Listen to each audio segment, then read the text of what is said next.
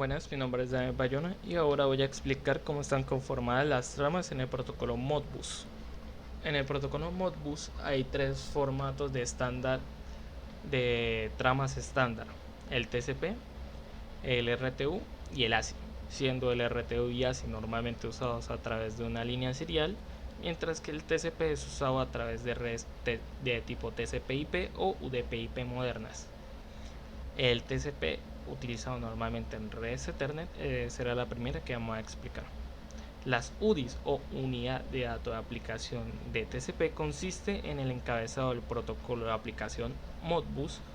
o MBAP combinado con la unidad de datos de protocolo PDU,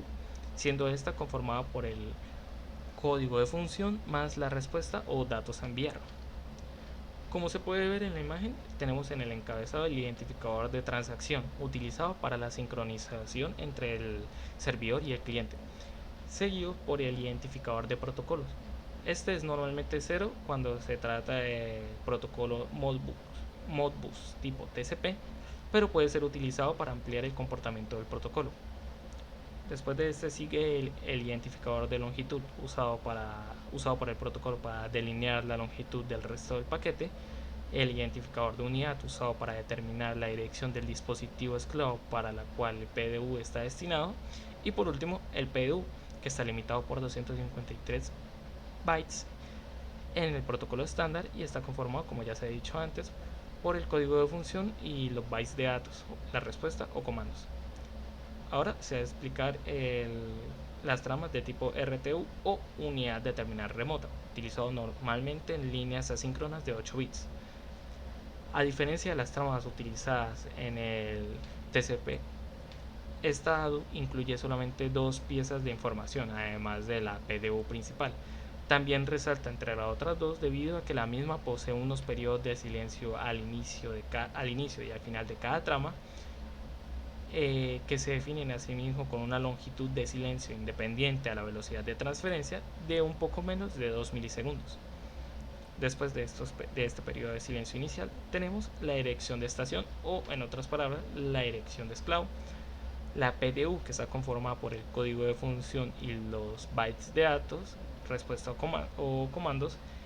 y por último, antes del último periodo de silencio, tenemos el CRC o el verificador de redundancia cíclica, utilizado frecuentemente para detectar errores o cambios accidentales de los datos. Por último, tenemos el ASI, o como sus siglas traducen, Código Estándar Estadounidense para Intercambio de Información, utilizado principalmente en líneas asíncronas de 7 u 8 bits. Esta la ADU de ASI es más compleja que la RTU debido a que la misma posee la habilidad de evitar muchos de los problemas de los paquetes en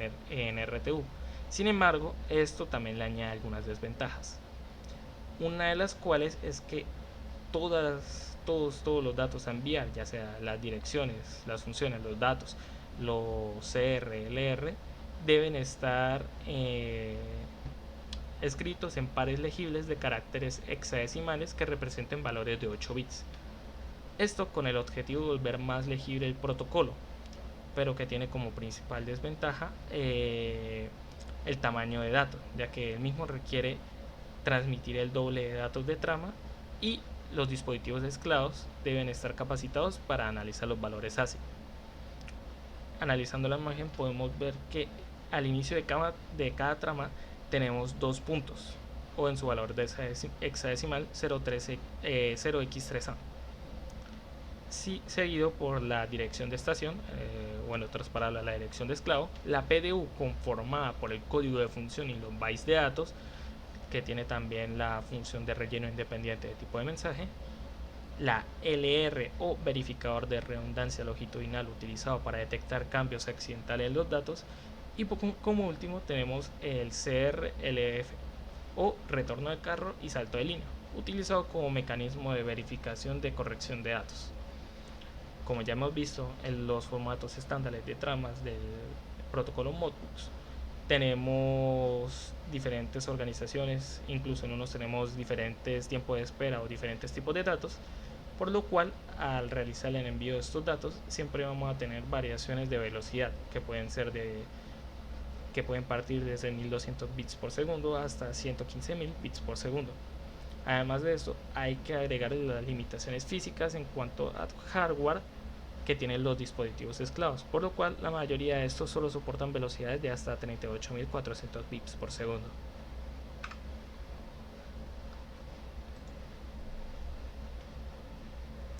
Ahora voy a explicar las tablas de valores numéricos y el significado de los mensajes principales usados por el protocolo. En esta primera instancia se va a hablar de los prefijos utilizados para diferenciar cada una de las direcciones, esto con el objetivo de simplificar la discusión de ubicaciones del bloque de memoria, ya que estos varían dependiendo del dispositivo y el uso del mismo. Esto produjo como resultado una tabla con unos prefijos ya estándar para cada uno de los bloques de datos. Como se puede apreciar, la bobina se encuentra en el prefijo 0, entradas discretas en el 1, registros de entrada en el 3 y registros de retención en el 4. Ya aquí tenemos los códigos de función estándar. Incluso para los códigos que son muy utilizados en el tipo de comunicación maestro-esclavo, existen discrepancias inevitables entre las funciones que puede habilitar el maestro y las que el esclavo puede manejar. Para solucionar esto, las versiones anteriores de la especificación Modbus TCP define tres clases de conformidades: los códigos de clase 0, clase 1 y clase 2. Los códigos de clase 0 generalmente son considerados el mínimo para un dispositivo Modbus útil, ya que estos dan al maestro la habilidad de leer y escribir en los modelos de datos.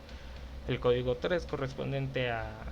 la lectura de múltiples registros y el código 16 utilizado para la escritura de múltiples registros. Ahora tenemos el código de clase 1,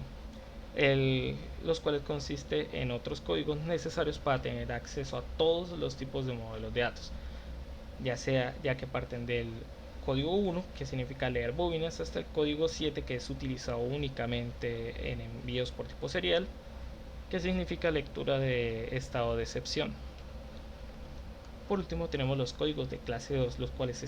son códigos muy especializados para funciones muy específicas y que con poca frecuencia se utilizan, siendo uno de los primeros el código número 15, que es la escritura en múltiples bobinas, y partiendo ahí hasta el 24 en lectura de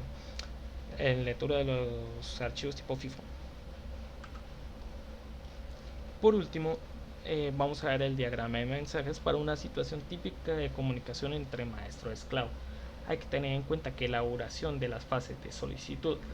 respuesta y transmisión depende de las características de comunicación, ya sea la longitud de la trama o el rendimiento de cada uno de los dispositivos. Como podemos ver en la imagen, nosotros tenemos tres instancias de intercambio. En la primera instancia, el maestro realiza una solicitud al esclavo número 1.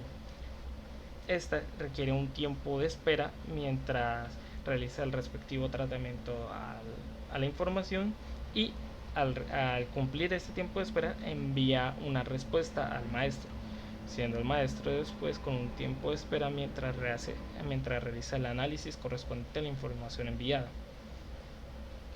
Después tenemos la transmisión de